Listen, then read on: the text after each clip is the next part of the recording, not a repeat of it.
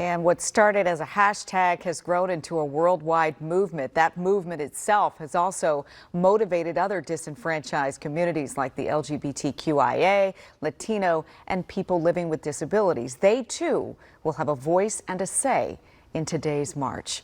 Joining us now to continue this conversation is Renée Hutchins. She is the Dean of UDC Law. Dean Hutchins, are you there with us?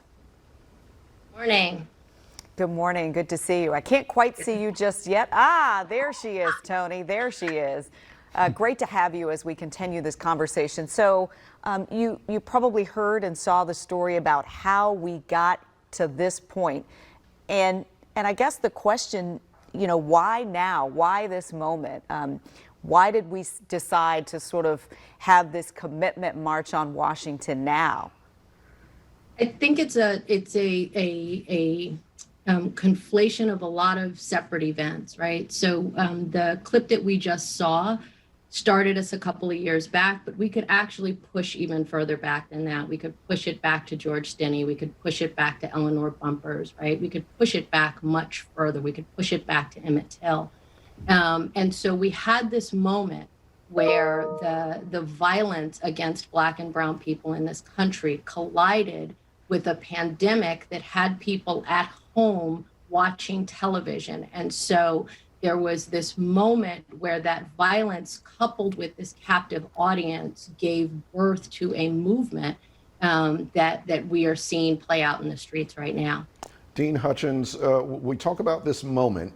A lot of the young activists that we talk to, some people who were protesting in the 60s, going back that far, say this feels like more than a moment. It feels like a turning point where some change really can happen. Do you share that belief? Absolutely do. So the young people who are out in the streets right now give us all energy. I think for a lot of people who have been in this fight for years and years and years, there is a sense of exhaustion. There is a sense of we've been here before. And then we see what these young people are doing. We see the sustained protest. We see people out in the streets, despite a pandemic that is threatening people's lives. They want their voices to be heard, and they give us all energy. They are creating coalitions across races, across genders. Exactly what you just talked about, the LGBTQ community, women, people of color. We're just seeing so many movements coalesce around this real craving for justice. I think what we're also seeing, Dean Hutchins, is in America, we have to bear witness to something to move, right?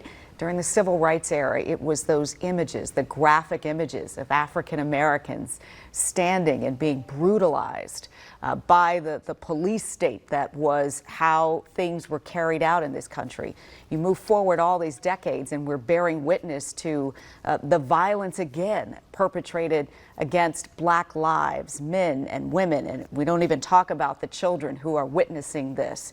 There's something about bearing witness in this country that makes us move and mobilize.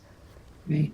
Right. I think that's exactly right. So it is very easy if we can treat the violence that is happening as something that is happening against the other, right? If we can dehumanize it, if we can decouple it from our own existence, when we are forced to bear witness to it, it is much harder to ignore. And when you hear the voices of the families that are left in the aftermath, Jacob Blake's sister yesterday, or the day before yesterday, spoke so poignantly about their loss, their family's loss. His mother spoke so poignantly about the loss. His father humanized him and spoke about the fact that his son, who was shot in the back 7 times, is now handcuffed to his hospital bed.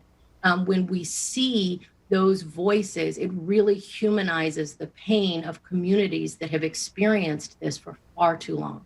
And of course, today I heard from also the father of Jacob Blake talking today on another network. And he also talked about the 8-year-old son, the oldest son who witnessed this, who said, "Why did the police shoot my daddy?" That's what this young person is going to be left with.